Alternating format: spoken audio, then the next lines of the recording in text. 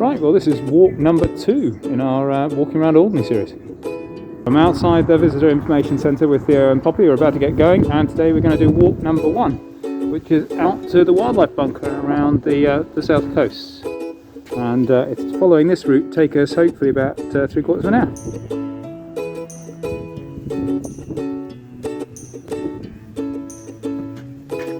So walking through some of the oldest parts of St Anne's here, just coming into the Hooray.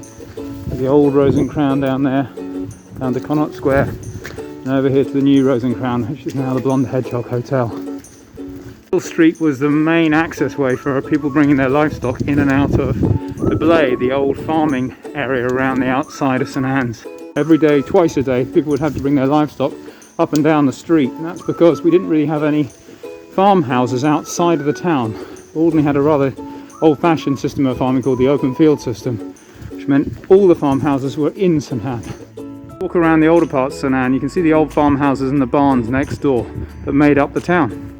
You can't walk up Little Street without coming past Eliza Beresford's house. Eliza was the author of the Wombles and a much loved member of our community. And also we have the sea monster. Head out the end of Little Street and you get out onto the open Blay.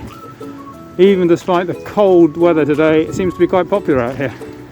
So I'm glad to have a mask on. Masks are also, oh, so warm.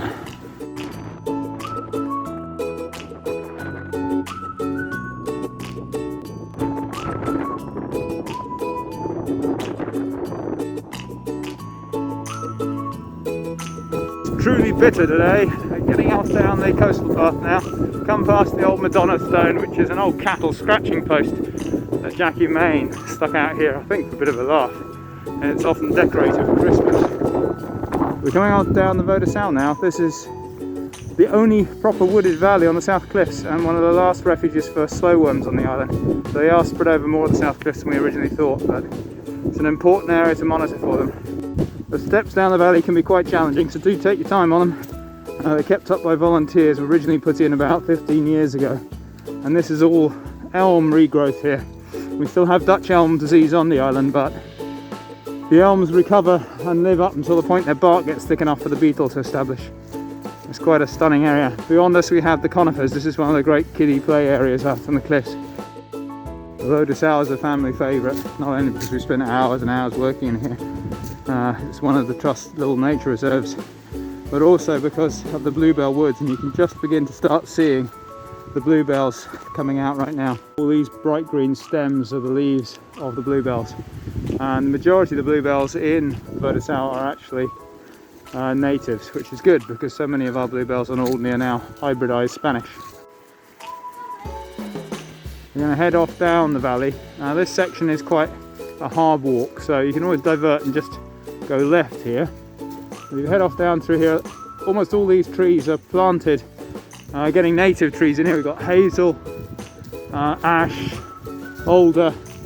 These old conifers, many of them were planted back in the 50s and 60s.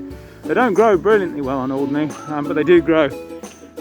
But because of the very sandy soils and shallow ground we have up on this valley, they're not doing very well. So they got to about 50, 60 years of age, and they're now beginning to fall over quite regularly.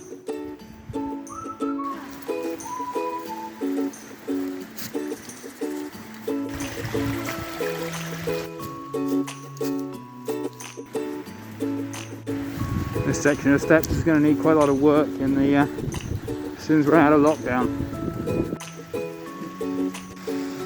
For the more adventurous souls, you can take the old path down the Piacity slides, which leads down through the overgrowth here, right out towards the steep rocks that slide down into the sea.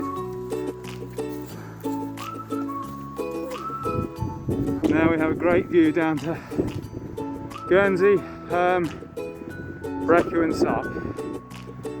Families like ours with such a connection with France, where half of our family are Cherbourg, Le Coqs and half Alderney Govines. There's nowhere like Alderney where you can walk the views of Normandy, but oh so much past of the Channel Islands. Almost 20 years ago now, a group of volunteers got together and decided that as part of a wildlife trust, they'd like to open up areas of footpath that have fallen out of use and create facilities for people. And this was the first one, the wildlife bunker, You can't go into it at the moment because of COVID, but as soon as we're back up and open into phase 3, you'll be able to come up and visit. Solar powered, lots of information and incredible views. That is the old escape car. Wild campion out in flower. What you got stuck all over yourself, Poppy? These weird things. Yeah, burdock seeds. And yeah, really get stuck on. You have fun getting those off. Because of the way we used to farm on Alderney, we've only got 3 houses, or 3 buildings on the entirety of the South Cliff. Essex, Catravon, this building here, and a house down to Torgy. Otherwise, all of them are in the town, really. Going into the voted fret. So this gets really wet. All this water we've been having. We've got 3 different streams that all come up in the path here. So definitely you're out on the cliffs. It's welly walking weather. And our volunteers are going to have to get out here. We'll have to speak to the states and see if we can get hold of a digger and rebuild the path yet again. Rather tragic story. This is one of the old abreuvoirs publics, the cattle troughs, that every one of these valleys would have. Collect water for the cattle to be able to board out here and have a drink at least a couple of times a day, because there was no running water up on the main fields of the Belay. This one was clipped by a mower about 15 years ago and never been repaired.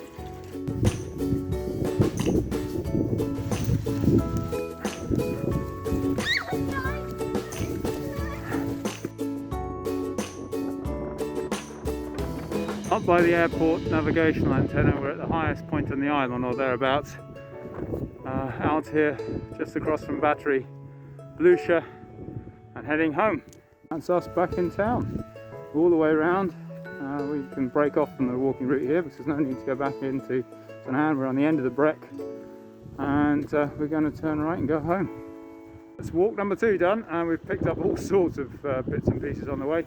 Hope you enjoyed, and we'll be one of the others doing the next walk, I hope.